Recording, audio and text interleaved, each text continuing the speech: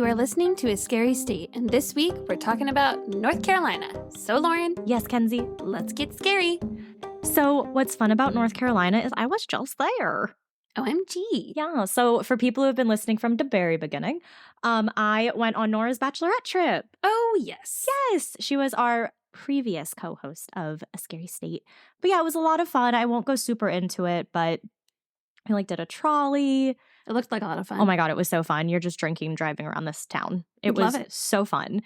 We dressed up as the eras of Nora. So I did dog mom. We had emo. We had celery hating. We had 5th grade hall monitor with butterfly barrettes. Oh my God. It was so much fun. LOL. Yeah. Love that. Yeah. There was another mouse in my apartment. I'm so sorry. I shouldn't be laughing, but it's just comical at this point. You know, if I don't laugh, I'll cry. Which I already did. Exactly. This fucking shit show. It was just too much. It was so much. I don't know if it was in my room. No, it wasn't in my room. I was sitting on the couch and I saw it try to scurry out of the kitchen. But as soon as I go, it turns around and runs back in. And this one was teeny tiny. Oh. Because the other one, he was probably full grown. This guy was probably a baby. You have a whole family of mice. Don't I know that's even not fucking say that. I know that's not what you want to hear, but No. Call the people, send a strongly worded email. But before any of you think that I was a Karen, I wasn't. She wasn't. I read the email before she sent it. I pulled an even bigger card, and I pulled the disappointment card. I'm not mad. I'm just disappointed. Because if there's anything that makes the other person feel like shit, it's when they're disappointed. Yeah. I don't know how well that works for companies, but yeah. Well, it worked well enough because they sent someone to do pest stuff, and then they sent someone else to fill in the holes. While I was waiting for the day that they were going to come fill in the holes, which was the day after the pests, I thought I saw a mouse run from my bathroom out of my room. Oh. But because it was so fast and I saw it out of the corner of my eye, I went back into the hole. Maybe you're just seeing things. Oh, you know what's cute, though, if you think about it? Mice, they don't ever walk. You've never seen a mouse just walk across your room. It's always scuttling. There is nothing right now that is going to make me like mice. I had really no problem with them as a species. When they're outside of your house. When they're outside. Right. So they come, they close up the holes. I think everything is fine. It's not fine. I took my test. And I passed. Congratulations. Thank you. Not official scores yet, even though I'm telling all of you. So this is going to be really awkward if I have to come back on here and be like, just kidding. I didn't pass, but thanks. And I'm sitting on my bed in celebration. And the little shit for brains scurries across the carpet under my nightstand. Oh. And I said, you've got to be fucking shitting me. And I thought it ran into the linen closet. The damn linen closet. So I was like, oh my God, this is perfect. I'll block it in there. And it'll starve to death. And then I'll make my father or my Kenzie. There's nothing that you can say right now that is going to make me feel guilty for wanting this mouse dead. Just put it in a bin or find. No, here. Don't have even a plan. No. No. Put cheese. Because if you even insinuate that I should do anything when I paid for what I pay for in fucking rent, you've lost your goddamn mind. Do you think the people are going to come into your house and get all the mice? No. Yes. No. Yes. Well, it was 9:30 at night, so no one was going to come. No. So I thought I blocked it in. I thought everything was fine. Sitting on my bed. See it again. Fuck! It didn't stay. Because those little shits are so fast. They are fast. So, make a long story short, I thought it ran out of my room.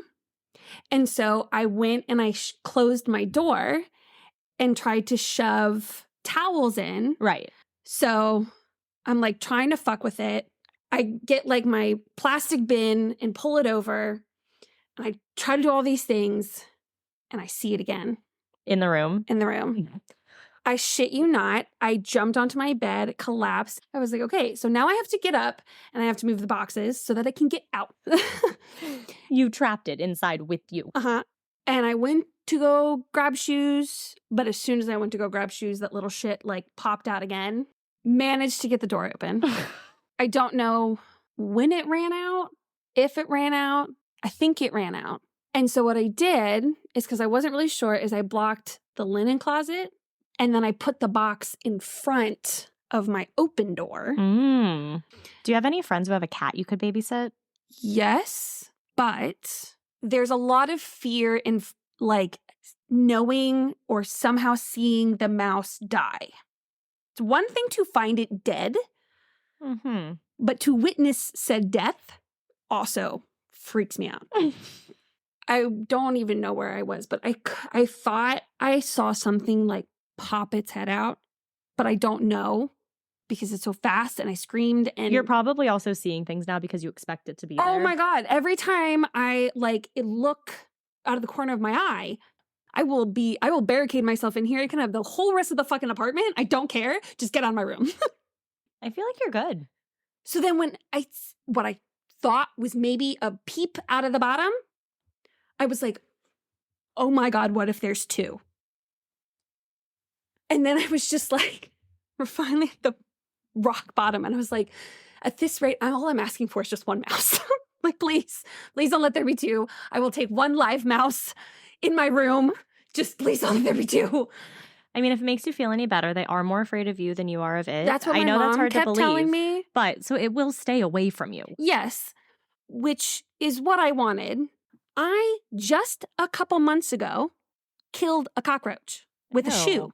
I left the shoe on top of it. And when my dad came over to pick me up for dinner, I made him come in and dispose of it. Yeah, I make Joe do all the bug disposal. That's where I'm at. And you want me to do anything in regards to a live mouse?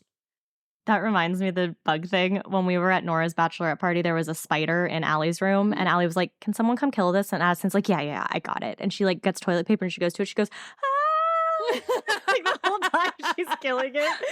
It was so funny. I mean, she got it, but she did it. It was so funny. I didn't see a mouse last night. Good. Maybe that's good. I don't know. I can't open the linen closet. Never again. If you need towels, I got some. Or toilet paper. I got you. But when Dad and I get dinner on Sunday, he's going to come in and he's going to look for it and he's going to get rid of it if there is one in there and it's dead. Good. Well, we wish you luck. Me and all of the people who listen as well. Well, I can tell you about North Carolina to make you forget about mice. Yeah, okay. You okay? Look at that perfect segue. I'm kidding. All right. So Virginia Dare was the first English child born in the U.S. This is how Dare County got its name. I was about to ask a stupid question. What? What were you going to ask? I was about to be like, is that what the Dare program is named after? I'll call myself. How in the world would that make sense? Because her last name is Dare. Yeah, but how does she relate to drugs and alcohol? I know. Hence why I said I was about to ask a stupid question. Okay, at least you clarified. I am well aware of the stupidity of the thought. The official state fossil are megalodon teeth. Ooh. Yeah. The shark. Yeah, megalodon sharks. That was a freaky movie. I haven't seen that one yet, but there's a second one coming out. It looks so stupid, but it looks really entertaining. Like, so stupidly entertaining. I've never been the same since Jaws. Like, I can go in the water, but I don't stay in for very long because I start to get nervous. I know you don't. I've been to the beach with you. Like, I would love to swim around, but I start to get nervous that I can't see. I don't know what's there. I'm afraid I'm going to get... Honestly, you know what fucking scarred me? What? When we went to the beach and there were those giant waves and every 2 seconds you're dragged back in. That was so scary. Ever since then, I am terrified. That was so scary. It was frightening. Yeah. That is a more legitimate fear. Have you seen those videos? It'll be like a drone video and there will be people just swimming normally and there's a shark so close, but no one can see it because obviously, and just the drones see it. It's so creepy. At least when I go to Florida, it'll be clear water. Yeah, except she's on the Gulf where there's more shark attacks. As if I'm going to go in that deep. Do you look at the two people you're talking about going to the beach? We're about to wade in to our waists, and they still come up that close. Yeah, but it's clear. Oh, yeah, that's true. So you can see it coming. So then you can get the fuck out. See your death coming. Exactly. There's a creepy road in the Great Smoky Mountains National Park that literally leads to nowhere.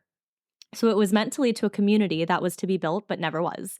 Now the 7-mile road leads to a 1,200-foot walk-through tunnel that was never completed. Ooh. Yeah. The Venus flytrap, a carnivorous plant, is native to only 2 states, North Carolina and South Carolina. And in North Carolina, it is located in Hampstead. You know, I never, I know they exist. I know they're real. Right. But they seem like such an exotic plant that I would assume that they would be in the jungle. Yes. Yeah, like the Amazon. I'm a piranha. I'm from the Amazon. The Wright brothers completed their first flight in Kitty Hawk. Cape Hatteras has the tallest brick lighthouse in the U.S. and the second tallest in the world, standing at 210 feet tall.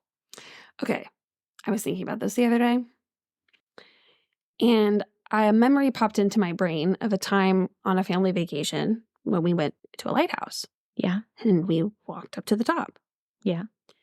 And this was before I I accepted the fact that I was afraid of heights. I was still just yeah, I want to go up there. And then freaking out the entire way and not understanding why. Anxiety. Right. And so we were walking up and there was slats in the stairs. And we had to go all the way up. Oh my God, I was so fucking terrified. It was not a good time. And then And yet you want to live in one. Well, okay, so that's where my thought went. And I was like, oh, fuck. How am I supposed to get up there? We'd make it easier to get up there, more comfortable, fairy lights and It was the slats. I can deal with walking up the stairs. Oh, then we'll just put pretty things. Those stairs, one flight, uncomfy. It just makes me a little uncomfortable to walk up those stairs. I have a spiral staircase and they're the slats. Yeah. Those kinds of stairs. Open stairs, yeah. Solid. I want a solid base. I have to remind myself that I'm above the kitchen because being out in the open, I'm oh my God, this is going to collapse and fall. Oh yeah, no, you're good. That's why I don't like elevators. There's nothing underneath. Yeah, that's not my fear. Yeah, my fear is just being stuck in them. Yeah. But so yeah, that lighthouse was constructed in 1870. So it would be a little unsafe. 1953 marked the first sighting of the blood-sucking vampire beast of Bladdenborough. A woman heard her dog... Say that 5 times fast. I know. A woman heard her dog whining and barking, and when she went to check on them, her dogs, she saw a huge feline-like monster flee into the darkness. Just 2 days later, a local farmer called the police after 2 of his dogs were found slain, completely drained of their blood. All over the county, dogs started to turn up, drained of their blood. The county went into hysteria, and hunts began for the beast after it went after a human. A bobcat was killed and strung up in the square, and the authorities claimed that had been the beast. Strangely, the death stopped after this, but to me, it doesn't really explain the lack of blood in the animals, but if it makes them feel happy. Yeah. Normie is the friendly lake monster living in Lake Norman. It is thought to be 10 feet long, and the most recent sightings date back to 2015 from a park ranger. No, the most recent sighting being back in 2015 from a park ranger. Rowan Mountain is a 5-mile-long ridgetop that sits on the border of North Carolina and Tennessee. It is said that strange voices can be heard from up here, and these rumors date back to the 1700s. The voices had been described as everything from heavenly singing to demonic wailing. Some say this mountain is where angels gather to sing, while others say it is where the echoes of hell are held. Those are 2 very conflicting stories. Very much so. Krispy Kreme is the home. North Carolina is the home of Krispy Kreme. Pepsi was invented here by a man named Caleb Bradham. Julianne Moore is from Fort Bragg, and Luke Combs is from Huntersville. There you go. Got some good people here. One of my coworkers was texting us about a possible bachelorette trip, which I was shocked that she was I'm just trying to put feelers out. Maybe we'll go Colorado and there's this mountain place. And she was listing all the things to do. And she was there's a spooky hotel. And then in parentheses, she put obviously not staying there. And when I first read it, I was why the fuck would she put that in there? Who the fuck wants to go do that? I'm oh, I'm supposed to want to go do that. She put it in there for me. I don't want to go do that. It's probably Estes. I can look. The one that inspired The Shining. Oh, we're not going there.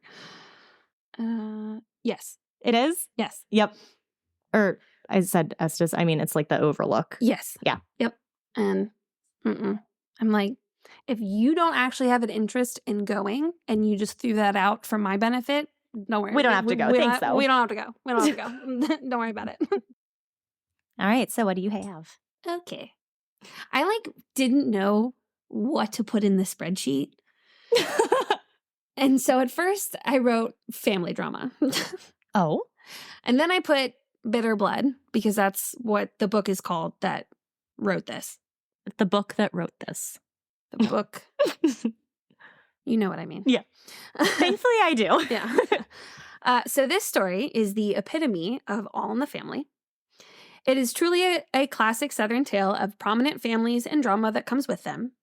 And believe me when I say that you will not be able to predict where this goes or how it will end.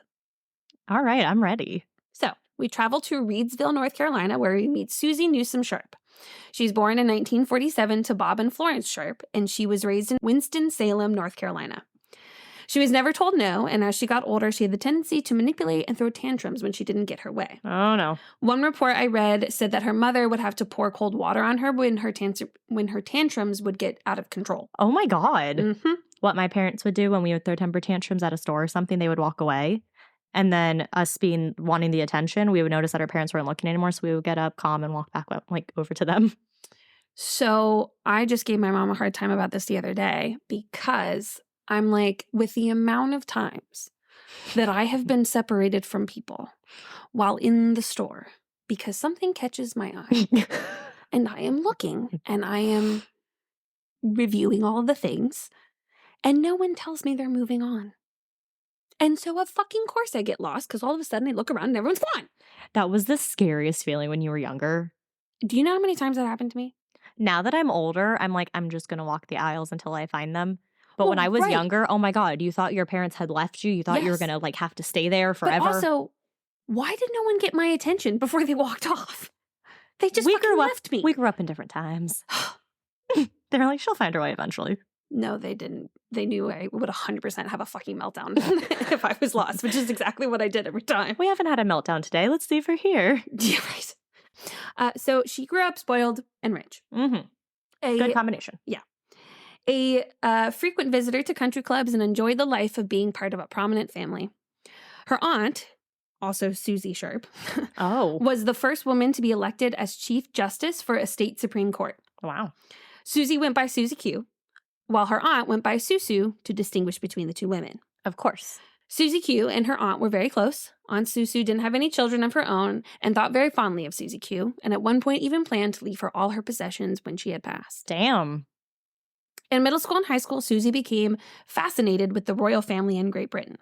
She would buy books to read about them. She would dress up and decorate her room for the Queen's birthday every year. Oh my gosh. People who went to high school with her started to wonder if she really thought she was an actual princess. I almost did my stupid thing again where I'm like, and what state did she live in?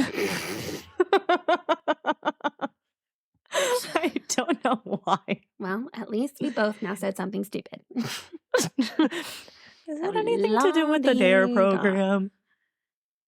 I remembered that DARE was an acronym, so I knew that answer. Drug Abuse Resistance Education, Mackenzie. Okay, well, that's weird that you still remember that. Yeah.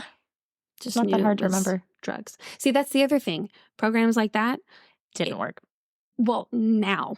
But as a child, before I realized that they were just trying to be dramatic and scare me, when they would say that, if you are online and you accept someone randomly as a friend, they're going to be a predator and they're going to fucking kill you and kidnap you. It's like Mean Girls. If you have sex, you will get pregnant and die. That's exactly what my mind did. I was like, oh my God, this is what's going to happen.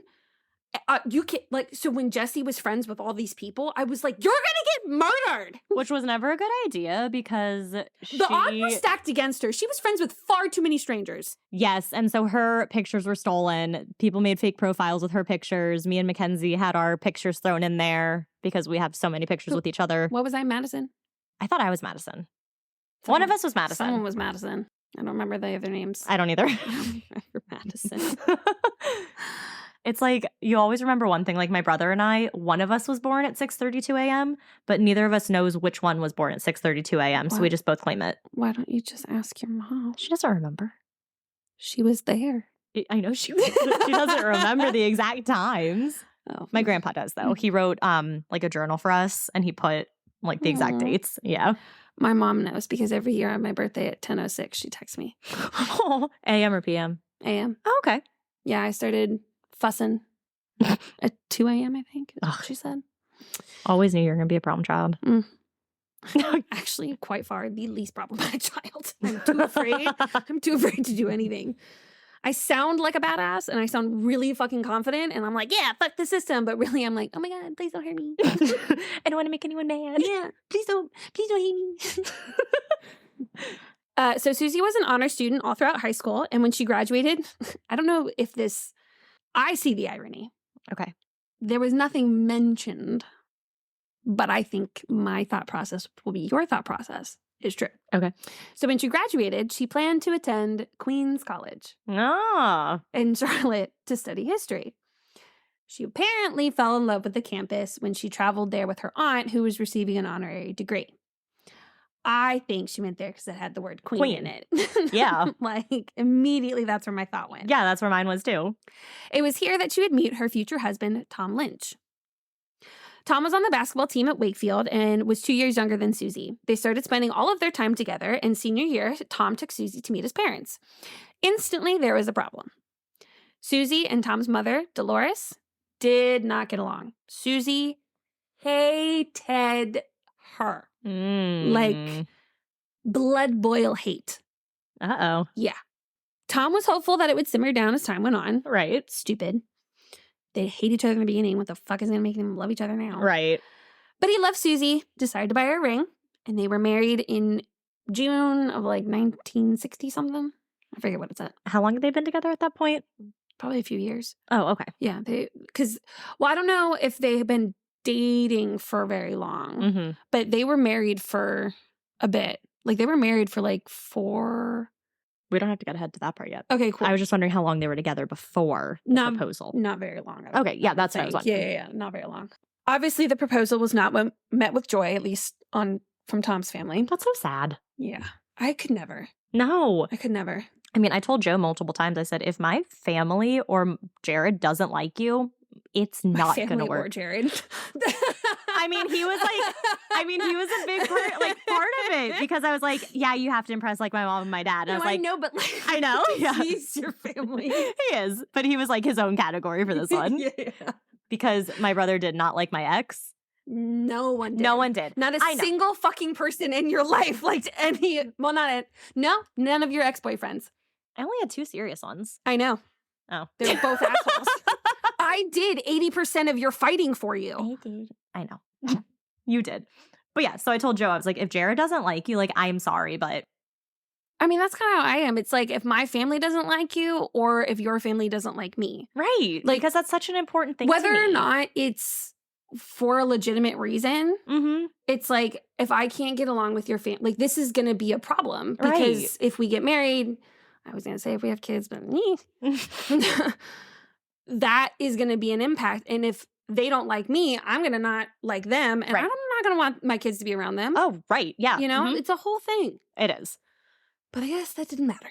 Susie and Dolores fought all the way through the wedding day. Oh. And beyond. Their troubled relationship didn't end there. Susie and Tom moved to Kentucky while Tom was in dental school. They drove the 85 miles home once in 4 years to visit his parents. Tom eventually joined the Naval Reserves when he finished school, and the family moved to South Carolina. In 1974, when they had their first child, John, Dolores came to visit, and Susie told her she had to stay in a hotel. And then she told Dolores that she had to call to make an appointment. To see the child? Wow. Yeah. So in 1976, when their second son, Jim, was born, Dolores didn't see her grandson until a year after he was born. Jim and John. Jim and John. Okay. I also thought that Tom was John and Tom is Tom and John, it's Tom, John, and Jim. Wow. Yeah. Really original names. Yes. So we're in South Carolina at this point. Yes, technically. That was a legit question. It was good. So once John out of the Navy, he moved the family out to Albuquerque, New Mexico, because he was opening up a dental practice.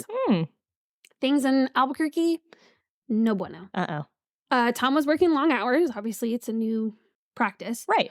And Susie was a stay-at-home mom. She would constantly brag to her friends about her family and give people a hard time that they hadn't heard of her Aunt Susie. She wanted to be in a place where she and her name were recognizable. She looked at the residents of Albuquerque as second class and less than. Albuquerque. She did not have the same social status that she did in North Carolina. She made it known to all who would listen that her aunt was the Chief Justice, and Time magazine had included her in their top 12 influential women. Wow. Yeah. Her aunt, kind of impressive. Badass. Yeah. Yeah. Rest of them. She also bragged about her uncle being a world-renowned doctor. More on him later. Okay.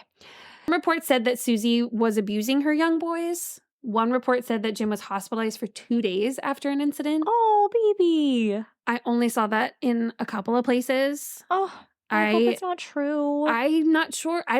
Honestly, I don't think so because I found like a clipping from like an actual article of like, so the guy who ended up writing the book, he wrote, a bunch of articles about what had happened. Right.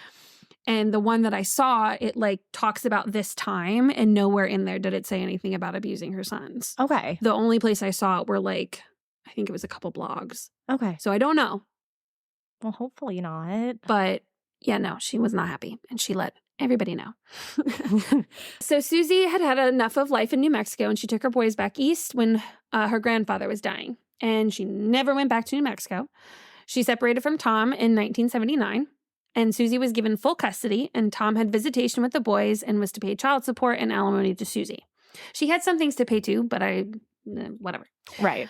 Soon after returning home to North Carolina, Susie decided to take a job overseas to teach English in China. Oh? Right. Okay. So fucking random. Right. Very much so. Yes. Yeah. Her family and Tom were very much against the massive change to her life. And she would be going by herself? With her 2 kids. Oh, she would take the kids. Okay. They were there for about 6 months. Obviously, not a good time. Yeah. And Susie ended up packing them back up again and going back home. Damn. They had gotten really sick.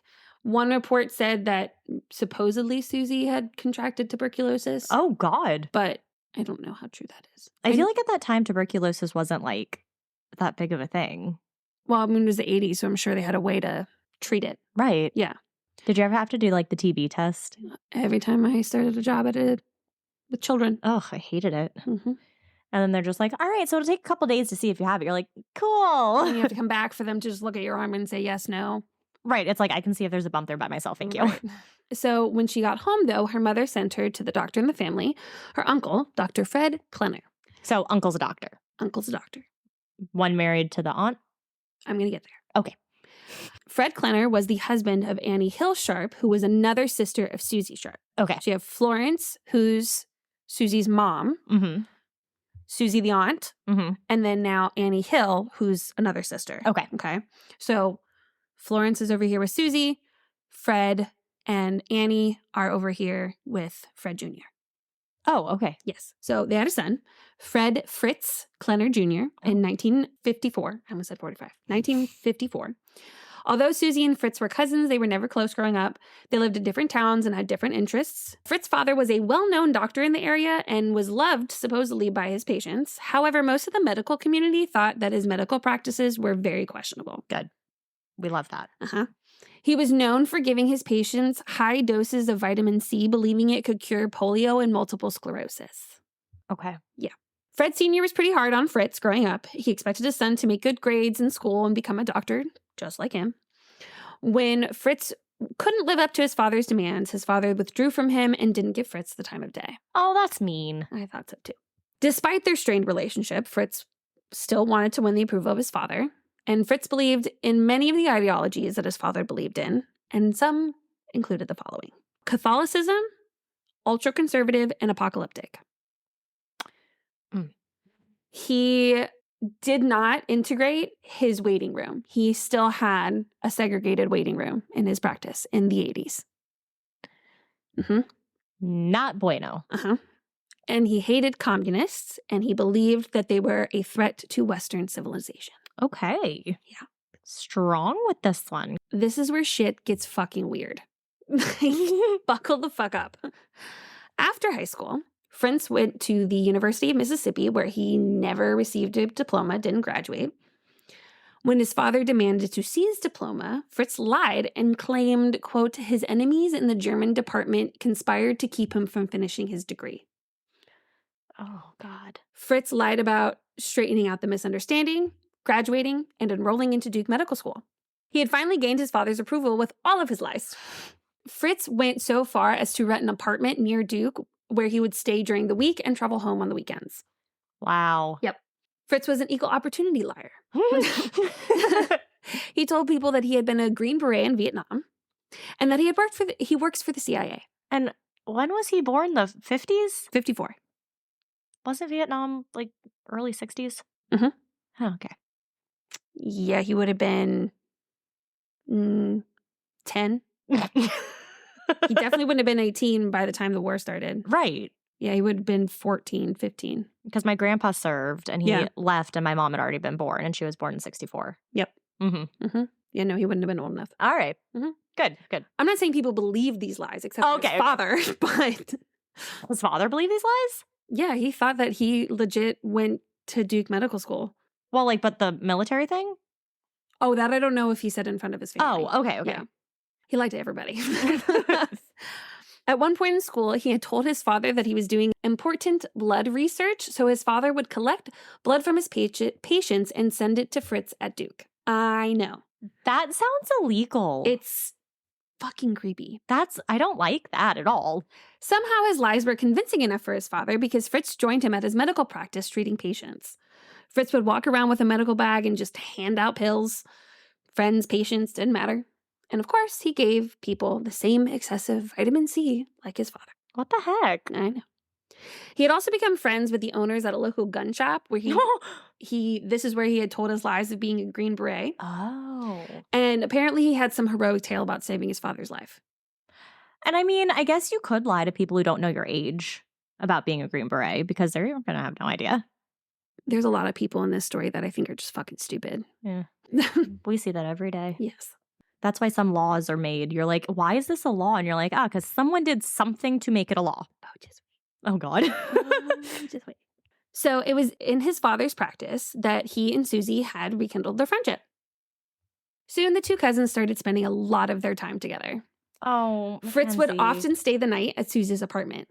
And they're like first cousins. He would take her sons camping and have them call him Papa. It was no secret to the family that the relationship turned romantic. Ew. First cousins. I mean, any cousin's not good, but first cousin's extra not good. The extra not good. Like, his mom is her aunt. Right. And her mother's sister. Yes. Yeah. It's like Edgar Allan Poe. He dated his cousin. But at least that was in the 1800s. Right. This was in the fucking 80s. I know. 50 years ago, less than. That's what you mean, all in the family. That's exactly what I mean with all in the family. Ugh. Yeah. See, I didn't know what you meant until you said that part, and I was like, oh no. And soon, Susie also adopted Fritz's frantic beliefs. He had somehow convinced her that Tom was trying to get full custody of their children, and Susie began to limit the contact that Tom had with his sons. She wouldn't let them talk on the phone when he called, and when she did let him, Fritz would record the phone calls. Any gifts that the boys received from Tom, or especially his mother, would be discarded. And when Dolores would bring the boys baked goods, Susie would throw them away as well, fearful that they had been poisoned. Oh my gosh.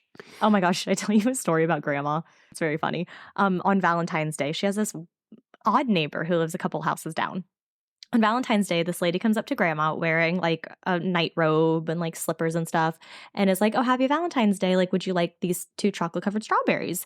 And Grandma's like, yeah, thank you so much. So she grabs the strawberry. She doesn't bite, she doesn't eat them at all. And then it gets to her and she really wants one. So she took a bite and she just like kind of waited and she's like, I feel fine. So she ate the rest. She's fine. She's completely fine. But she also had the same thought like, did she poison these? Did she put something in here? Like, I was expecting you to tell me that your grandma got like stoned. No. I thought that's where this was going. No, she was perfectly fine and she had great strawberries. Okay, good. But it was just like the whole thought, like, these are poisoned. Yeah.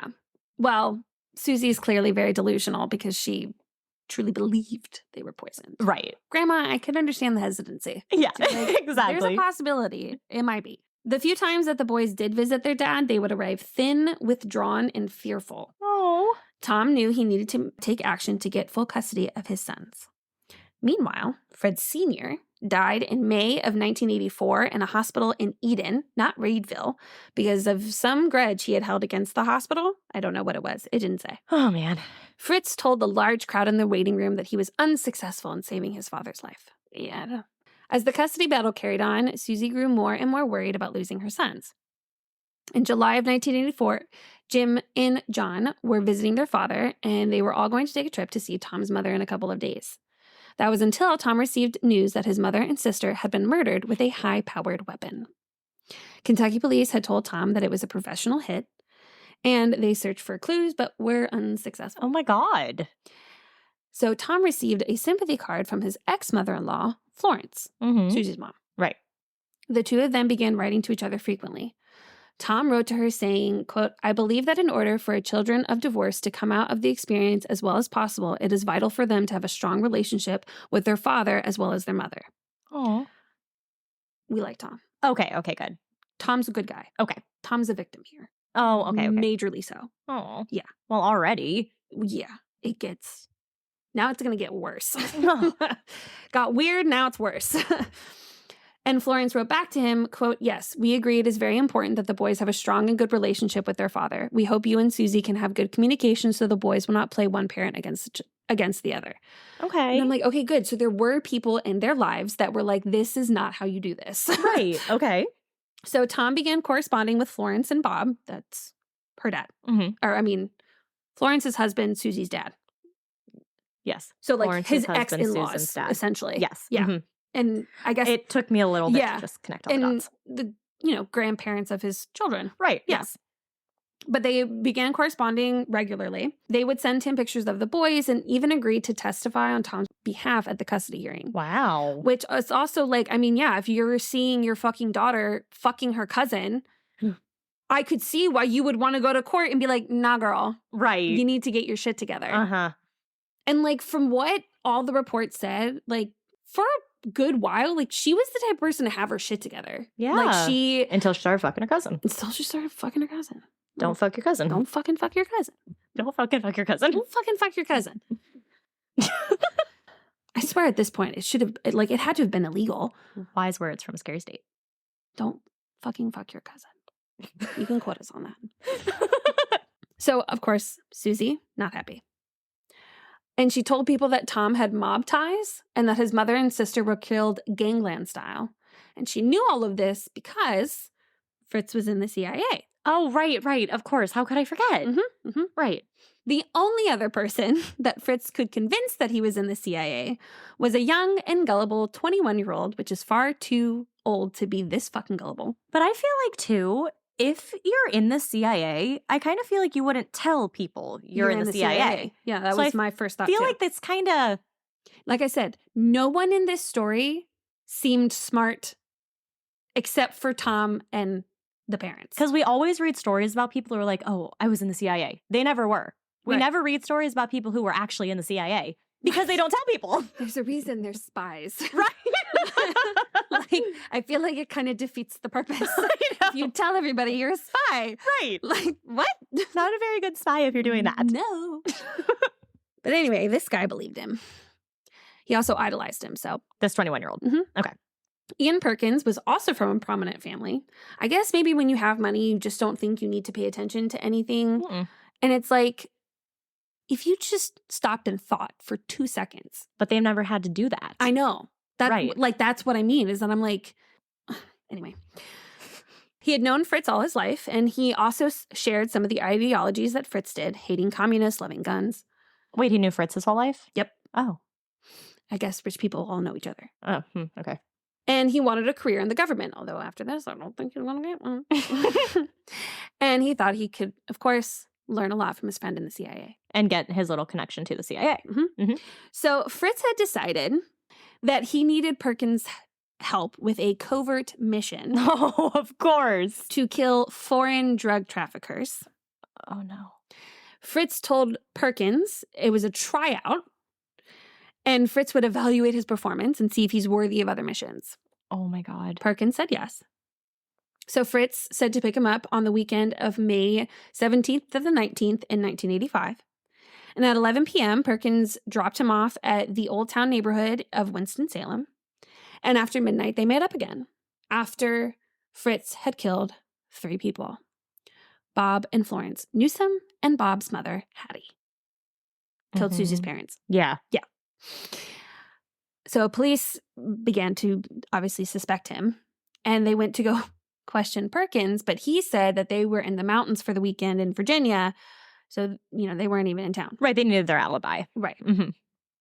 Well, because the police are immediately like, you're a fucking dumbass. He eventually caved and told them everything. Oh, my God. This is what the article said. So he wasn't supposed to tell anybody, but he was assisting Klenner in a covert CIA mission. Wait, who's Klenner? Fritz. Oh. Sorry. On Saturday, May 18th, he drove Fritz to Winston-Salem to kill communists. They were raiding an American arsenal, smuggling the arms to South America, and trading them for large quantities of drugs, which they sold at profit. The Russian KGB was also involved. What words have I heard in the news? Oh, KGB. Oh, Mexican drug smugglers. Yeah. Just grabbing all the words together. And what's interesting is, by this time, it was kind of towards the end of the Cold War. Russia was really losing its power, and the Soviet Union was dissolving. So I'm not sure. I could have gotten it, he's a child of the 50s. Right. I get that aspect, but now at this point, I'm like, bro. But really, it's probably just words he heard on the news. And he's like, oh, this will make sense. Honestly, no, I think it's what Fritz told him. Yeah, but what I'm saying is Fritz probably got that idea to put this whole story together. Yes, I see what you're saying. Yes. By things he heard. Yes, I thought you meant Perkins. No, and then Perkins is like, oh yeah, I've heard that. That makes total sense. Yeah. Although he probably could have just told Perkins what he was going to do, and he probably would have gone along with it. Because he's also fucking stupid. Yeah. So they convinced him to wear a wire. The only thing that he was able to get from Fritz was him saying, quote, I'll write a paper saying you were not knowingly involved, that you believed you were on a covert mission for the government. I've got things to do. I won't see you again. Oh. So police followed Fritz from when he had this conversation with Perkins. And they were watching him at his house, his family packing up the car, looking like they were going on a camping trip.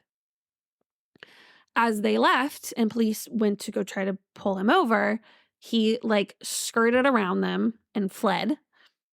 Then there was this police officer. His name is Dennis.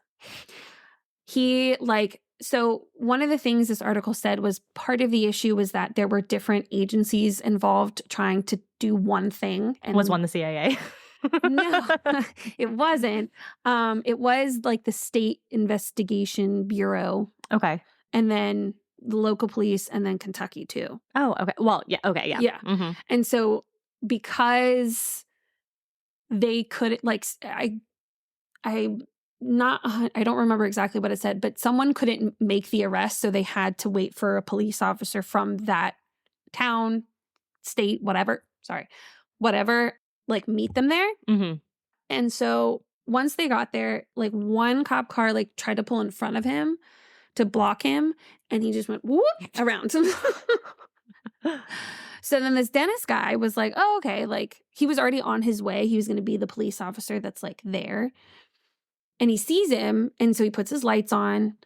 He the way it described, it kind of sounds like he maybe made a U-turn. Okay. Tried to do something, but he ended up running into the car, Fritz's car. So it was the police cruiser and then the car. So let's say this is the driver's side. Yeah. This is the police cruiser. So his nose is on the driver's side. Okay. Fritz turns, smiling, pulls out an Uzi and starts shooting at the officer. Oh my God. Yeah.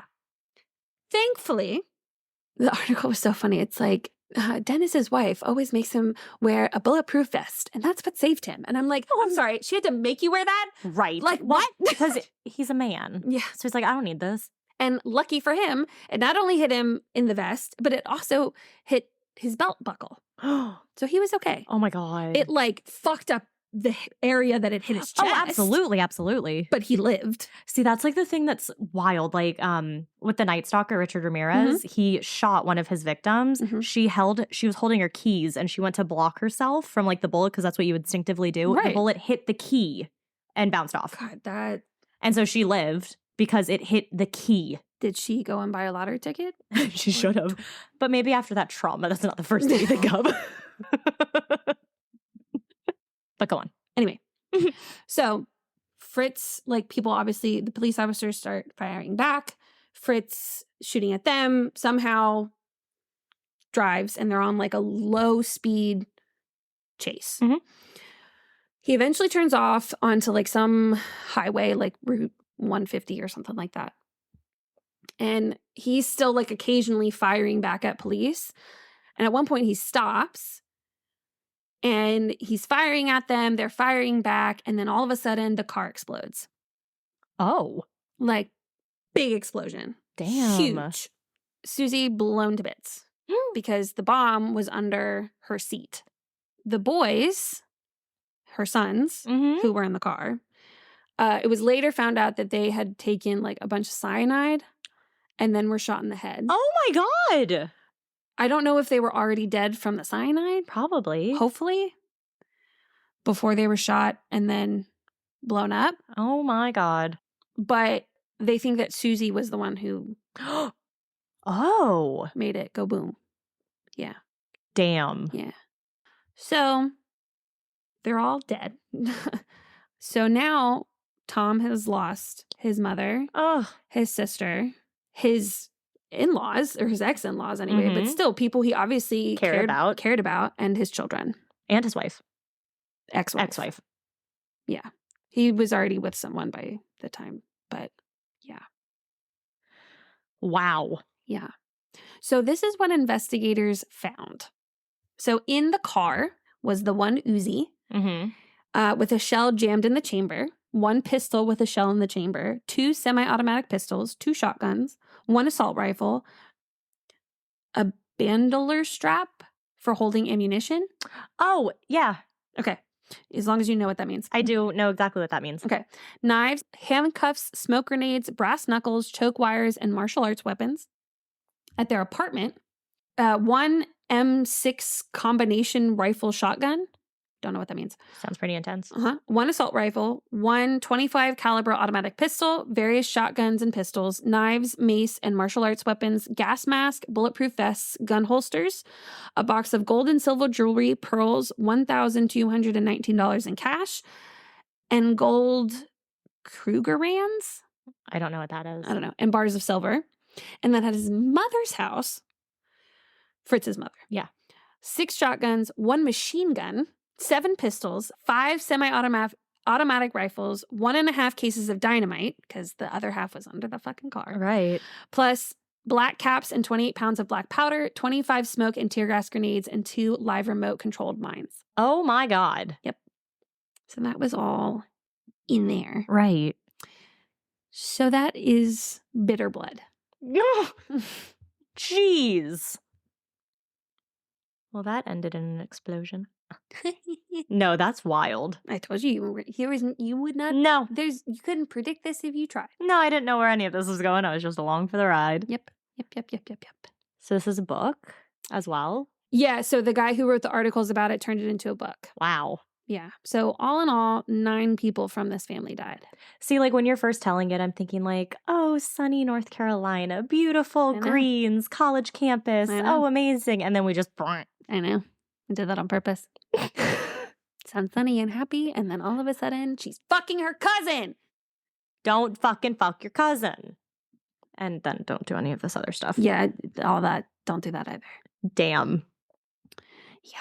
Well, we feel bad for Tom. We do feel bad for Tom. Apparently, the dog was also in there. Mackenzie. I know, I was going to keep that part out, but I felt like... You're like, if I had to see the sadness, you have to see the sadness. You want something fucking terrible? Yeah. When I found out that the dog was in there, I was like, oh no! That was the only time I did that. Well, that's like all movies. People, when the dog dies, you're like, what the hell? And then people die, you're like, huh. Yeah. This was one of those stories that when I was like reading it, and then like it was like talking about things being blown up, I was like, wait a minute, I must have missed something. I don't understand. When did they explode? What did this happen? When you're like, she exploded. I was like, wait, what? Yeah, like that's how it was in the article. It was like, oh, they were firing at each other, and then bam, it blew up. And I was like, wait, ow, like what? Because when you said that, I was like, oh, maybe they hit something, and that, wow. No, it was a bomb under, and apparently, what's his name? The dumbass who thought he was in the CIA, the friend who drove him there. Perkins. Yeah, thank you. Like the way the article wrote it was like, little did he know that literally like 2 hours later that bomb that was under his seat would have exploded. Oh, ew. Yeah. Creepy. If you hit like a speed bump wrong or something. Which obviously this was planned though, because he had told Perkins, you're not going to see me again. Right. And so he already has all that shit in there. Mm-hmm.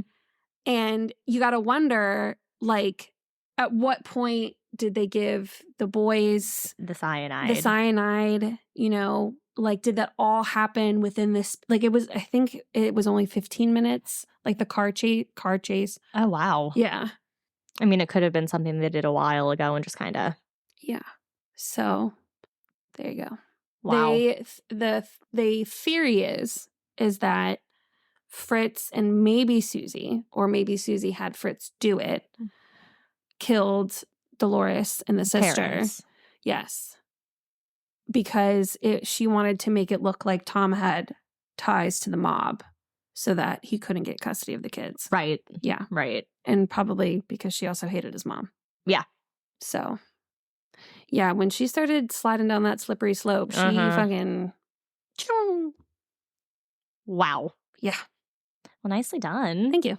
Wild ride. Yeah. Oh, yeah. What you talking about, Willie? You get mad when I don't remind you to say it, that you don't remember to say it. All right. I forget that we stop and then start again. Yeah. So I get a little miscombobulated. That's what we got to do. Because we also we don't stop talking. No. So I forget that we technically stopped recording. Yeah, or our episodes would be like, oh. All right. So today I'm going to talk about Teach's Hole. Located on the southernmost part of Cape Hatteras National Seashore, near Springer's Point, is a place called Teach's Hole. Teach's Hole connects the Ocracoke Inlet and Atlantic Ocean with the deeper waters of the Pamlico Sound. This channel was the favorite spot and favorite anchorage point of Edward Teach, which is how it fittingly got the name Teach's Hole. Why do I know that name? Well, I will tell you. Who was Edward Teach? Edward Ned Teach, or Treach, or Trach, or Titch, many different names, something like that. He was believed to be born in Bristow, England, around 1680, maybe more specifically 1683. He was one of 2 children, but sadly, when he was still young, his mother died and his father remarried, having 3 more children. It was around this point, in about 1695, that his father, Edward Teach Sr., moved the family to Jamaica. Random. You had a weird face. I was about to start singing the song. Jamaica. Aruba, Yep. Jamaica. Ooh, I wanna take you. Bermuda. Bahama, all right, so they were a pretty well-to-do family. So while in Jamaica, Teach Jr., or Teach from this point on, started to receive an education. Primarily, he learned how to read and write, very important things for someone to be able to learn at this time. Before his birth in 1670, Jamaica had been under the rule of Spain, but in 1670, the Treaty of Madrid passed over control and ownership to England. So so fucking wild when you hear shit like that. I know. It's so weird. So while living in Jamaica, they were under British control. So as he got older, Teach ended up having to fight for England, and the war he fought in was most likely the Queen Anne's War, also known as the Spanish Succession, which took place at the beginning of the 18th century from 1702 to 1713. This war pitted the French against the British, all for control of the eastern seaboard of what is now the U.S. Okay. While serving, Teach probably worked as a privateer. A privateer was pretty much a pirate who had a letter mark. Encyclopedia Britannica explains privateers as, quote, private individuals commissioned by governments to carry out quasi-military activities. They would sail in privately owned armed ships, robbing merchant vessels and pillaging settlements belonging to a rival country. So like the CIA. Yeah. So pretty much they're pirates, but they're legal pirates. So the CIA. Yeah, right. Exactly. To continue. So finally, the war ended in 1714, but Teach wasn't ready to stop doing the privateer thing. And it was a lucrative business. Like, you would make a lot of money doing this. Well, yeah, you're stealing from people and then getting paid for it. Right. So he was like, I want to keep doing this thing. Yeah. So he just wasn't ready to stop that. But because the war was no longer going on, privateers weren't really needed anymore. Yeah. So Teach strayed away from the legal side of things and went more to the illegal side of things. He became a pirate. Sometime... Arg. Did you say what? Arg. Oh. Sometime around 1716, Teach met and teamed up with another infamous pirate known as Captain Benjamin Hornigold, who mainly focused on doing his thing in the Caribbean. So his area to pillage and steal was the Caribbean. Hornigold sort of took Teach under his wing, and the two traveled the seas together. Hornigold started to see how well Teach held himself and how competent he was as both a sailor, a pirate, everything. Teach was eventually promoted to captain, and Hornigold gave him his own boat. The two were a group, pillaging and taking other boats over as their career. But later that year, Hornigold was offered a pardon. Pardons were common things offered to pirates, so they could renounce their piracy ways and not face any prosecution. They would just kind of go on living their non-pirate life. So you just had to accept this pardon. Hornigold was offered a pardon from the governor of Jamaica, and he accepted it. Why the confused face? Is it to get them to stop? Yeah. Oh, okay. Yeah. So it's like, if you stop being a pirate and doing this awful stuff, we will give you a pardon. You won't get in trouble. You just stop doing all this bad stuff. Okay. That makes more sense than what I thought they were just... He decided he didn't want to do it anymore, and they're like, okay, yeah, you're pardoned. Oh, yeah, no. Like, it's something that they'll be like, hey, I'm the governor of this place. Yeah. Please stop. Yeah. So Hornigold got out of piracy, but Teach carried on, especially with all of his experience and now a boat of his own. He even gained an additional boat from Hornigold, the one that he no longer needed. So now Teach has 2 boats under his command and a crew of his own. Okay. Because the crew that went with Hornigold is now with Teach. Yeah. Hornigold actually went on to become a pirate hunter later in life. Oh, wow, the turntables. Teach really took on this pirate persona. At this point, he was described as being a very tall man with a very long black beard. Oh. The beard was so long that it actually obscured most of his face and extended all the way down to his waist. And he made his beard his whole personality, fittingly giving him the nickname of Blackbeard. Okay. There we go. Yep. Comes full circle. Yep. So we are talking about the Blackbeard. The Blackbeard. The Blackbeard. Like when they say the Ohio State. Yeah. It drives me nuts. Don't get it. I don't either. So Edward Teach is more commonly known as the one and only Blackbeard, the most feared pirate to ever exist. Oh, wow. He is often associated with being the meanest and nastiest pirate in history who really rose to infamy during the golden age of pirates, which was a thing. I see that. Quote, a swaggering, merciless brute, an early scribe once called him. Blackbeard was known for how little mercy he would show his enemies. Stories of his brutality ranged from forcing the passengers of enemy ships to take off any and all jewelry they had, especially rings. If they were too slow, Blackbeard and his pirate buddies wouldn't think twice about cutting off those fingers to get to the rings faster. And then feeding the body parts of those passengers to the sharks hungrily waiting in the water below. And though he was thought of as being this ruthless pirate, there is evidence that shows that maybe he didn't ever really kill anyone. He just kind of relied on the fear that his name carried. If anyone opposed him, he would threaten a grisly fate, but if his enemies surrendered peacefully, he would often let them leave alive. But just his presence was enough to cause many merchant captains to turn around and raise their white flag, not wanting to chance an encounter with Blackbeard. Many believe he was the devil incarnate, and he took that role on and dressed to impress. So he would typically tie his beard up in pigtails, which sounds very girly, but apparently it was very scary.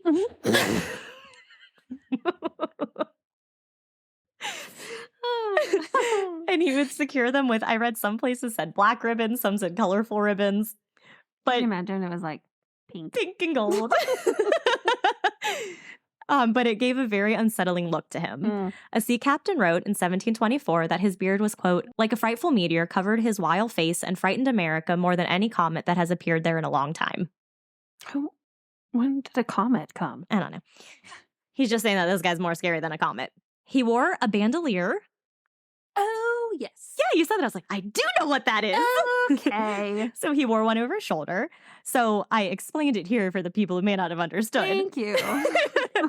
So it's an across-the-body thing that can hold many guns and ammo with different loops to hold all of these things on it. Got it. Yep. And he would typically always have at least 3 guns held in there. He also wore a fur cap, but attached to that fur cap, he had 2 slow burn... Put a feather in it? No. he rather put 2 slow-burning cannon fuses. They weren't connected to a cannon, but they were like the long fuse. So his head always looked to be surrounded by black smoke. So it gave off this very eerie, spooky vibe. But I was just thinking, how bad is that to breathe in? Yes, but you know what this is starting to make me think of? What? A few episodes ago when I was talking about the Buffalo Bill and how like he was essentially an actor. Yeah. This is what it's making me putting think on of. a show. Yes. Yes, absolutely. Like, you really aren't scary. You just make yourself look scary. No, that's exactly what he's doing. Yeah. So others also said that he would fight with lit matches in his beard to intimidate his enemies and strike fear into their hearts. He also drank a lot of rum because what pirates don't. Is he the one on the front of the captain? No.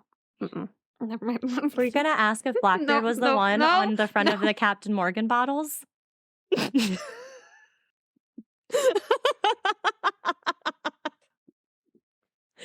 That would be Captain Morgan. So with the rum. Thank you for clarifying. He would drink it, obviously, because pirates did. But for fun and to truly show he was tough, he would light his rum on fire using gunpowder, then down it. Flames, gunpowder, and all. I just can't get over it. The people just do unnecessary shit. Men. So much. Men. For nearly 2 years, between 1716 and 1718, Blackbeard terrorized the waters between North Carolina and the Caribbean, attacking and pillaging any vessels unlucky enough to cross his path. And his typical MO was waiting until the dim light of dawn or dusk, striking right when it was hardest for his enemies to see him coming. Did you ever play that game where it was like, I don't know what it was called. We used to play in PE all the time. And you'd have to you'd get in like a row of 3 and it was like a rhyme. Oh, like the rowboat or the mermaid. Yes. Or 5 pointing north. Yeah, you had to find someone. Oh, I loved that game. Yeah. Yes. Okay. Oh, I loved that game. Cool. If you know what that game is, let us know. Ships and Sailors. Ships and Sailors. Yes. There it is. Yes. Loved that game. Excellent. Thank you. Yes. Okay. Yes, I do like that. When I was a camp counselor, we played that all the freaking time. The first time I had played it was when I went on that traumatizing Cape experience. Sleepaway camp. Yes. My kids were talking to me about the camps that they wanted to go to. And I said, don't go on any adventure camps. Don't go on an adventure camp from the YMCA where you have to sleep there. Why? You will be traumatized. Trust me. Don't do it.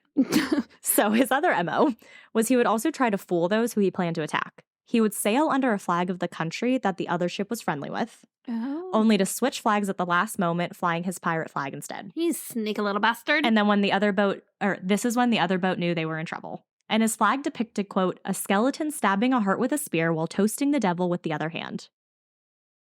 It doesn't look very scary. I was going to say, there's a lot going on in that flag. So I saw it. It's a skeleton. He's holding something in this hand. And then he's stabbing a big heart. So on the flag, there's just a big red heart.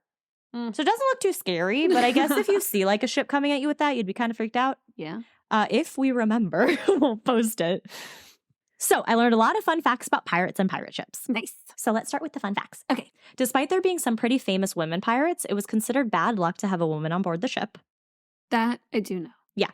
Life on a ship was also pretty dangerous, not due to fighting, but due to different things like food poisoning, starvation, and other diseases. Scurvy. And a lack of vitamin C, which is weird because yours had too much vitamin C. Okay. So, yes, and it had the thingy. Yeah. Which, that's weird. Every time I think of all these similarities. And we're both in North Carolina. But the guy who did too much vitamin C, apparently the scientist doctor person who did like groundbreaking work on like vitamins, like got his inspiration from that guy. Oh. He ended up winning a Nobel Prize. Damn. Yeah. Good for him. So my guy should have been on your ship. Yes. Yes. And then it would have all balanced out just fine. It would have. Multiple sclerosis, scurvy. I could see how you could get confused. Yeah, exactly. Yeah. So this lack of vitamin C can apparently lead to blindness. So because pirates didn't get enough vitamin C, this is why many wore eye patches. Huh. How cool. And they thought that they could get better eyesight by piercing their ears with precious metals, which is why a lot have their ear pierced. Huh. Isn't that cool? And it why seems didn't like they just drink orange juice? Mackenzie. What? It is the 1700s. You don't think they... I don't think they had orange juice. Okay. And on their long trips, that's why they never had fruits or vegetables, because things wouldn't survive that long. Bad. Yeah. Yeah. We're not thinking tonight. No. So I used too much brain power at the beginning of the week. I feel that. I feel that. I have not recovered from Nora's. I took Monday off. I wasn't planning on taking Monday off. And then I came home late from traffic and I was like, I should have taken the whole week off. Yeah, you should have. I had so much to do. So, it seems like pirate ships aren't awful places to work, though.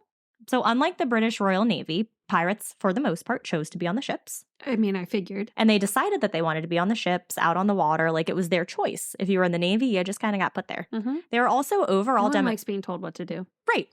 Exactly. We'll do the opposite. So they were overall democratic, as in the pirate captain was elected by the crew. Ah. And the person elected was typically picked due to their competency and fairness as a leader, as well as their ability to lead. So pretty damn qualified. It's wild to me that pirates can have this kind of organization. Mm-hmm. Decisions about where and when to sail would be put to a vote as well. The captain would only take full control and authority during a battle. Fair. This went against the British Royal Navy, where the captain was chosen based on who was born into the right family, not based on ability at all. Shocker that they picked someone who was in power versus... Who was best for the job. Prominent. I don't know what word you're trying to think of. Power versus competency. Anyway, carry on. All right. So also at this time, the boats that passed over the Atlantic, the main ones who would be in the position to encounter pirates, were typically holding slaves, bringing them to America to a horrible fate. Well, if the pirates intercepted a slave ship, the crew would routinely free those individuals. Hell yeah. They would then offer them the option. How the hell do pirates have a higher moral standard? I know. So it was either kind of release them on land where we're not really sure what would happen to them, or offer them a position to join the pirate crew.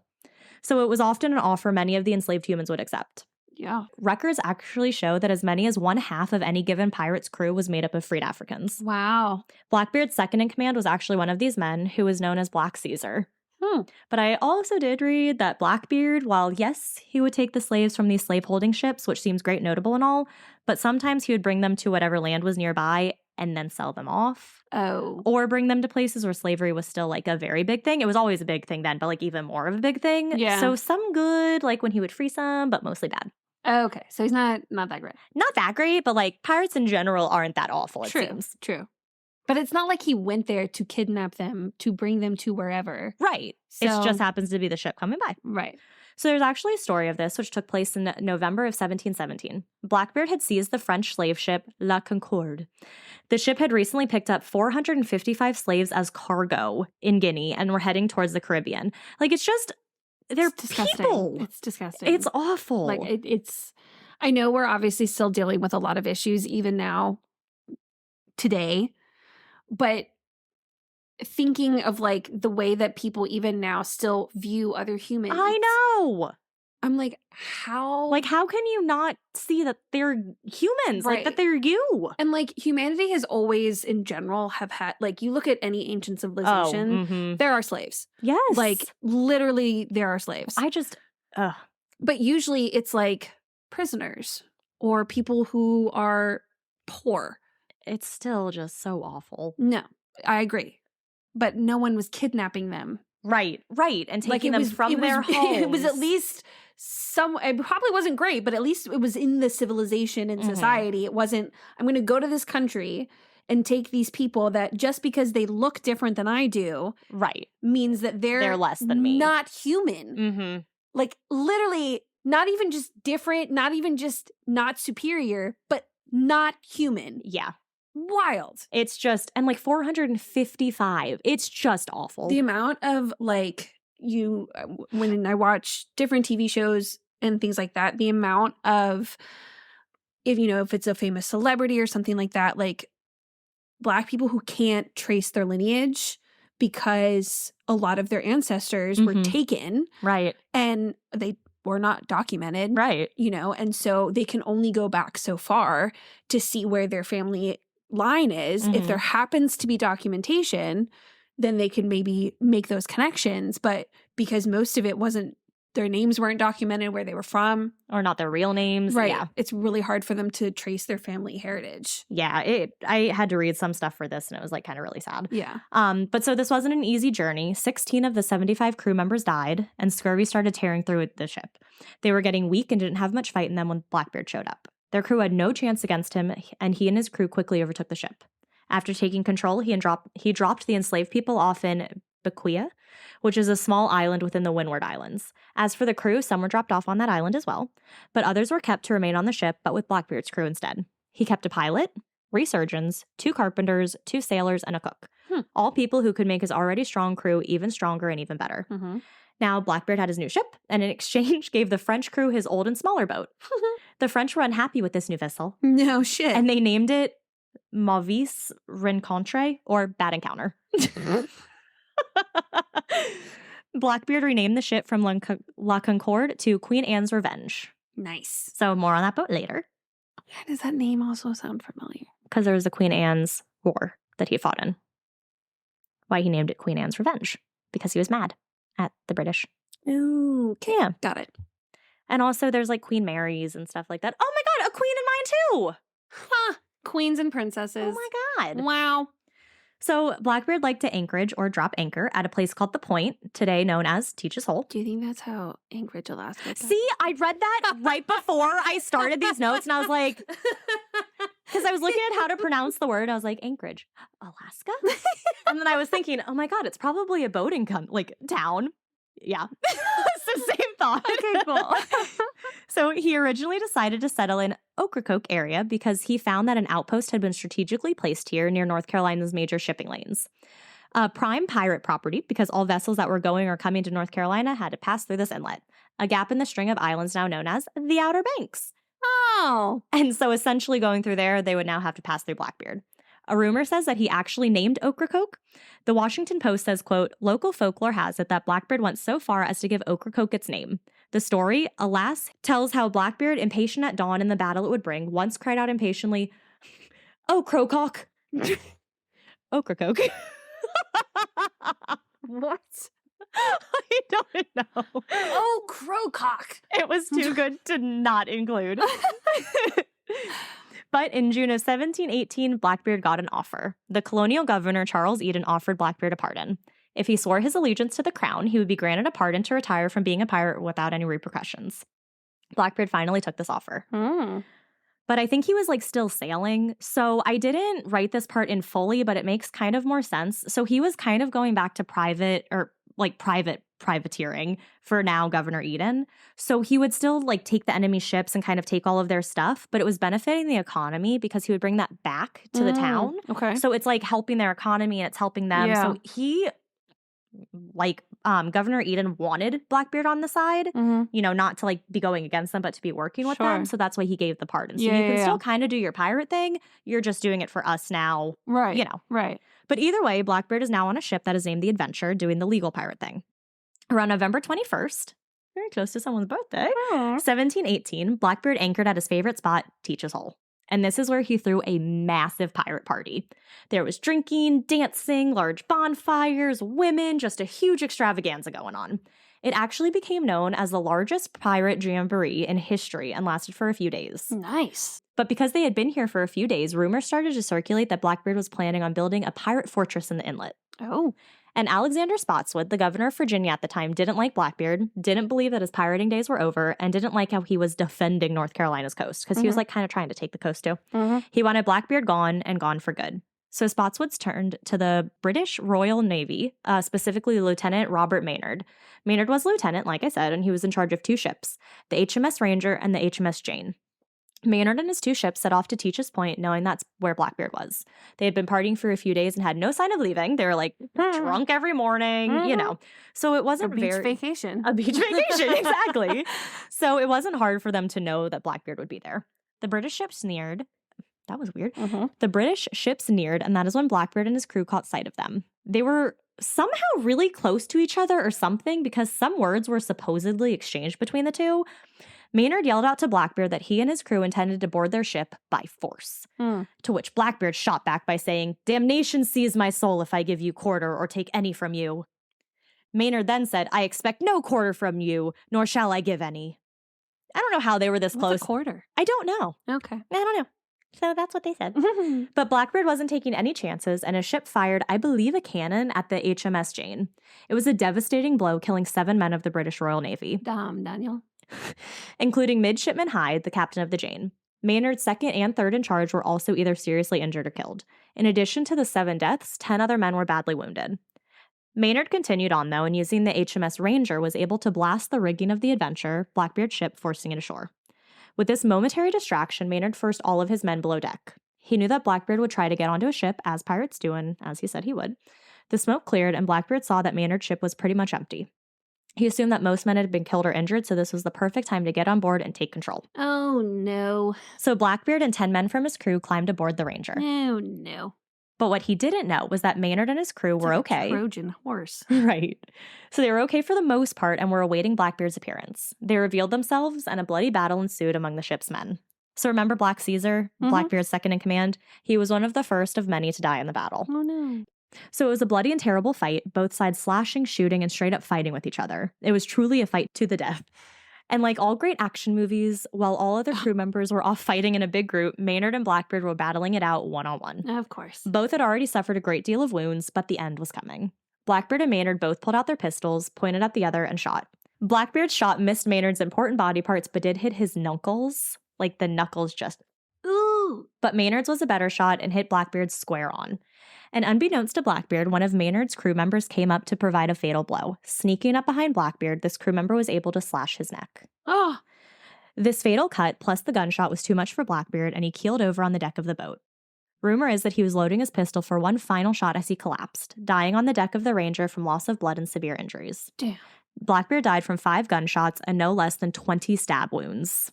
The final crewmates of Blackbeard's were shackled together and were getting ready to be taken back to land and back to face a trial. And to show them that their leader was truly dead, Lieutenant Maynard decapitated Blackbeard and threw his body over the railing into the dark churning waters below. Oh my lord. Rumor has it that, while all of his crew and all of Maynard's crew were watching, Blackbeard's headless body swam around the vessel 3 times before finally sinking below the surface of the water to his watery grave. Perhaps this was one last act of devilish defiance. I mean, the part was a little unnecessary. That's what it said in every article. Maynard then took Blackbeard's decapitated head and hung it off of the bowsprit of the boat. So that's like the little part that goes out. Annoying. It is also rumored, okay, this is a true rumor, that the head hanging from this bowsprit shouted, "Come on, Edward." Okay. I hope so. The head was carried on the boat to various ports in North Carolina until it eventually made its way to Hampton, Virginia. The head was then taken off of the boat and impaled on a stake at the entrance of the harbor at a location now known as Blackbeard's Point. That's disgusting. The head served as a warning to other brethren of the coast that the rule of law had returned to the Outer Banks and that the days of piracy were done. But it's like that one part of the Pirates of the Caribbean movie where there's all the like pirates hanging as he's coming into like the shore. Yeah. And it's talking about like pirates beware. But at least those are skeletons. Yeah. So of course I had to include some hauntings. So it is said. No, this is a pretty spooky tale. Thank you. This is why I had to give the background to tell you why it was called Teach's Hole. I mean, I thought it was pretty. I forgot that that's where we were going. Right. It's not very long with the hauntings. So it is said that today, if you visit Teach's Hole on Ocracoke Island, you can still hear Blackbeard's moans as he searches for his missing head. And if you're brave enough to venture there at night, you just might encounter the ghost of Blackbeard pacing along the shoreline, always and forever looking for that head. Sometimes a ghostly voice will waft on the wind, chillingly calling out, "Where's my head?" A strange light has been reported moving beneath the water in the cove as well. It's believed to be Blackbeard's spirit searching for his head. His old home is also said to be haunted. So after he was granted his pardon back, obviously before he died, it said that Blackbeard took up residence at a house on Plum's Point. That house was in view across the bay from the Bonner house. Members of the Bonner family would often talk about, quote, Blackbeard's lights. During especially violent storms, a huge ball of fire, as large as a man's head, would be seen sailing back and forth between Plum Point and Archbell Point all night long. That's weird. So I just have some fun things that I wanted to include as well. Okay. So the Queen Anne's Revenge. So back to the ship. It's the huge ship that Blackbeard took from the French. And it was huge. It had room for over 300 men. Mm-hmm. And see how it says it had room for 300 men? Mm-hmm. They had over 455 slaves on this. They were stacked. Yep. Mm-hmm. So it had room for 300 men and at least 40 cannons, though Blackbeard added even more cannons to give it an even creepier, more intimidating look. It was almost 200 tons, so it was just like a very scary big boat. Well, in May or June of 1718, Blackbeard ran the ship aground at what is now known as Beaufort Inlet. From there, his crew and supplies were moved to smaller ships. We don't really know what became of the Queen Anne's Revenge from then, but on November 21st, 1996, same-ish date, like in that November time, a private firm, Interstal Inc., discovered the remains of a vessel off of Beaufort Inlet. After a ton of research and acquiring of artifacts on board, it was determined that the vessel was the Queen Anne's Revenge. Oh. After this incredible discovery, the shipwreck of the Queen Anne's Revenge was added to the U.S. National Register of Historic Places. See, okay, that's why I recognize the ship's name. Yeah. So tons of artifacts have been pulled from the ship, most being cannons and different weapons. Other artifacts found were medical gear and a massive anchor. An extensive medical gear at that, to include silver needles, scissors, mortar and pestle, syringes, bloodletting tools, ton of other supplies. Jeez. This led many archaeologists to believe that Blackbeard cared about keeping his crew strong and healthy. I mean, yeah. But he actually cared so much about the medical supplies that there's this one story where he had been holding some important person hostage or something about that. And instead of asking for a monetary ransom, he requested medical supplies instead. Wow. Which is kind of cool. Yeah. Many of these artifacts are on display today at North Carolina's Maritime Museum. Blackbeard, as well as many of his men, were residents of Bath, which is a town kind of in this area. It's said that Blackbeard actually brought his 14th wife to Bath with him. 14? Yes, 14th wife. Yes. This wife had been a woman named Mary Ormond. Mary was the daughter of William Ormond, a plantation owner. So she seems to be the only wife of his where there is truly documentation of their marriage. Okay. So all the others he considered like common law marriages, but this one was like legit, there's records and stuff. It's believed that she was between only 14 and 16 at the time of her marriage. Yep. Okay, I don't like him anymore. No. The wedding was even presided over by Governor Charles Eden, the one who eventually gave Blackbeard the pardon. But the marriage didn't last long, and that is around when he returned to his pirating ways. So back to his like boating stuff. But there are no records of what happened to Mary after her husband left. Some rumors say she was pregnant with Blackbeard's baby, and others say, and this is so gross, that she was given to Blackbeard's men as a gift. Ew! I know. Like Blackbeard was like, here you go. But there's no way to know for sure what happened to her because all records just kind of stop when Blackbeard leaves. Bath was sort of his home. I know. Bath was sort of his home base, and when he was in town, he was treated as a sort of celebrity. No. The city would throw huge, lavish dinners and wild parties for him anytime he was in town. This is like when we used to celebrate Columbus Day. Yeah. But nowadays, Bath is very proud to have such a prolific person as a past resident. He's a pedophile. Yep. A room at the Bath and State... a murderer. He didn't really murder anyone. A murder by association. Yeah. So a room at the Bath State Historic Site is now dedicated to him and his men. The historic Vanderveer House also has a room dedicated to Blackbeard. The room includes a granite vase, which is believed to have been Blackbeard's money pot. There are also many shops and restaurants dedicated to this pirate. It's believed, too, that maybe he buried a treasure somewhere in or near Bath. I was just going to ask about that. Of course there has to be a treasure. Yeah. Some coins have been found, but there's no way to prove that they actually belong to Blackbeard and his supposed treasure. But it has been theorized that maybe he didn't have a ton of wealth to bury in the first place.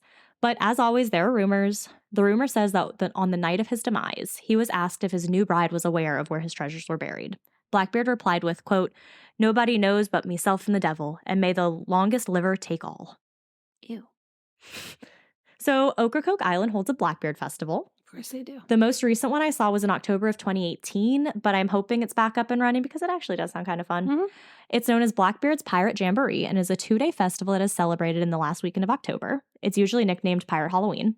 Visitors to the Jamboree are encouraged to dress as pirates and really get into character while they see reenactments of what pirate life was like back then during the golden age of piracy. There are a ton of fun events for the whole family to include a scallywag school for kids, sword fights, not for kids, black powder demonstrations, beer gardens, and the Pirate Bazaar. But the real event, is it called like the Coup de Grace? What? The Coup de Grace. That's a thing, right? Yeah. Yeah, is that what that means? Like main event? Yeah. The Coup de Grace. Is that how you pronounce it? I don't know. I think so. It's a death blow or death shot. So maybe not. I was going to say, I feel like it's like a final, like it's a bad thing. Oh. Are you thinking like the coup de grace? I don't know. whatever this big event, the best event they have. We're going to sound so stupid this episode. Look, okay, there was the mouse. I had all my finals and shit due. Lauren just got back from a bachelorette. It's been a lot. All right, but so the real event, this big happy thing, is the 3-ship battle that takes place on Silver Lake Harbor, recreating Blackbeard's last battle. And this is actually something I would really like to go to. And it's in North Carolina. That's not very far from us. That's where I drove this past weekend. They encourage visitors from all over to come learn about North Carolina's history. And that is Blackbeard and Teach's Hole. Jeez Louise. Teach's Hole is like a blip. Well, see, I was like, Teach's Hole. Oh, that sounds awesome. So I read, and there's one paragraph. And I was like, who was Teach? Edward Teach. Who was that? Blackbeard. And I was like, hell yeah. When I saw it on the spreadsheet, I thought it was 2 separate things. Yeah, nope. I thought, and I didn't even know what to associate with the Blackbeard part. I was like, oh, ghost stories. Got it. Okay. I got way too into everything with Blackbeard. It was good. It was so fun. It's very interesting. It is very interesting. I found it fascinating. Thank you. It's weird because you have moments where you're like, good guy. And you're like, ooh, not so good guy. Right. Because my coworker was at my desk today helping me with something, and he saw my notes were up as I was emailing them to myself. And he was like, oh, Blackbeard. I was like, yeah, he was kind of a cool dude. And I was explaining all this stuff. And he was reading the slave part. And he goes, oh, yeah, he's not that great of a dude. And I was like, why? And he goes, well, he didn't actually free the slaves. He brought them to other places. And I went, oh. And he's like, there's a great documentary about it. You should watch it. But he's not a good guy. I was like, damn it. So I learned today, he's not that great of a guy. No. And then obviously the marrying a 14 to 16-year-old, not great either. That's really icky. It is really icky. Yeah. But yeah, so that's North Carolina. Woo! All of our similarities again. I know. It's just so fun when I hear you telling the story. I'm like, oh, I talk about that. Oh, I have that in mind too. Oh, I mentioned that. I'm trying to think No, yeah, I do if I go second. Yeah. Yeah. Because you're like, oh, similarities. I'm like, me too. Well, thanks for listening, guys. Thanks for helping us celebrate our 100th. That was very exciting. We really do have the best listeners. We do. You guys are so sweet and just make our hearts so happy. Yeah.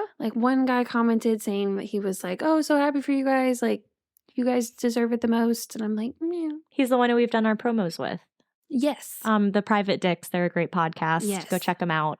We actually did a collab episode with them where I think they released it recently.